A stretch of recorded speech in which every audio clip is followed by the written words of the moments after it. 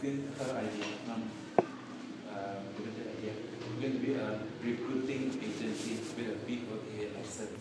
Cannot be humanitarian, but once you, something like once you get your visa, our sister company will back you up in that sense for employment in case something goes wrong, yeah, something like that.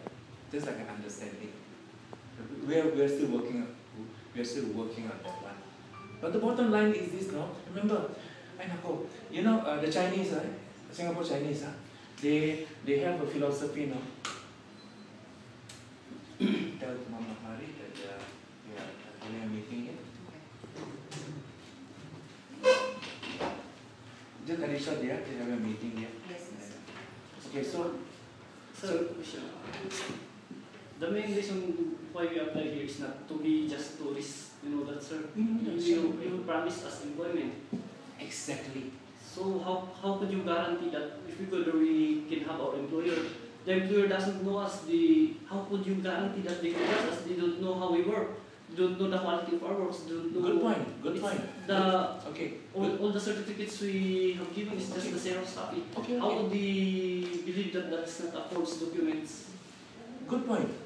You know your capability, you know your true qualifications, you know whether you gave everything totoo hindi.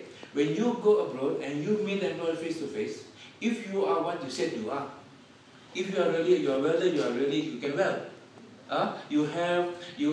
They put you to a test, example lang. Okay, you put this too. I know about welding. I own one of the biggest shipyards in Singapore before. Sembawang shipyard, I'm a main contractor there about welding. I don't know whether you call it the same thing. We call it 6G welding. 6G welding is X-ray welding for ships, for construction. It's for pipes. 6G welding is for fixed pipes. Yeah, for pipes. No, we call it 6G welding in Singapore. It's for pipe welding, for LPG ships and everything. That's very important. For construction, you can weld all the metal. If one break, the building won't come down. But for the ship, it's a gas pipe welding. Call it 6G welding, X-ray welding. Yes. After maybe different term you all use, yeah. After they do the welding, they can X-ray to make bubbles inside, It may bubble, the whole ship boom explode with the LPG. So I know about welding also. So for example, when you go down there and then they tell you, okay, you this machinery or this pipe or what you weld, and then they test it. Okay. So if you know your own capability, your qualification, nothing to worry about. Okay. Your question. I go back to your question. If you find that after trying and trying again, nobody wants to employ you, then if you're willing to work in the restaurant, you contact us. We give you a job in the restaurant. Something like that, The bottom line is you won't be sent back without a job. If you work in Japan, and then they were quite happy with your work, I'm very sure Japan is the world's biggest, largest ship builder. Well, you're working in shipping or what? Shipping. Oh, good. Okay, so you know. Okay, so Japan was the world's largest shipbuilder next to Norway. I've been on all the ships. 80,000 ton, 100,000 ton. So the employer just only trust us, sir. But how could we bargain for the price of our profession, sir? Because it's hard to think that the employer, when we work in Japan, we work hard, so we have seen us work before they hire us. Exactly. My point is it. Your question, how do we bargain? You don't bargain muna, you prove yourself muna.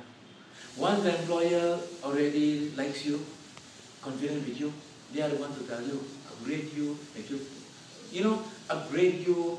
Sometimes you think you're only a welder, you make you a foreman, a supervisor, something like that. You prove yourself muna. A girl, a Filipina, go to Singapore, any country as a katolong, domestic helper, some of them get thrown out, some of them they don't want you to leave. What's some of them when you're working with an employer, a katolong even in the house, no? Some of them, Mom, I have to go home. No, don't. Why? Because they appreciate the domestic helper so much already. They don't want her to leave. Why, Mom? Why you want to go home? Because I have a son, a daughter working. What I'm earning is not enough. You're paying me $300.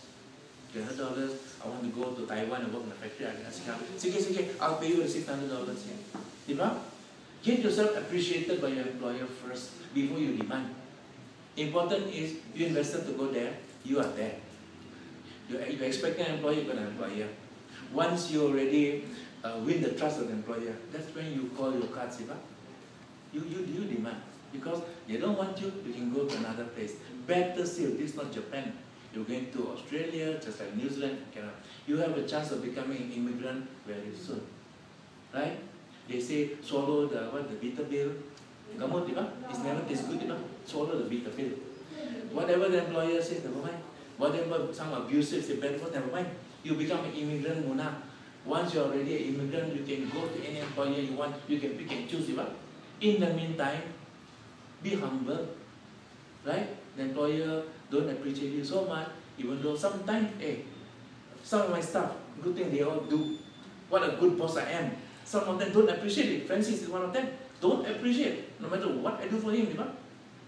Nako, you ask them, they all know a term, off the record. Off the record. This every Friday they get the money, 8,000, 9,000 every Friday. And then, because my son was sick that time, my money could not 2,000, and then Francis is the one to be off the record, thank you. That's me, off the record boss. I always duck and whoever has a problem, give them. Sir, question. Yeah. Sir, what if the employer give us under it? Of course, you can complain because we're tourists. Exactly. Just tourists. No, you're not tourists. Don't complain when you are tourists.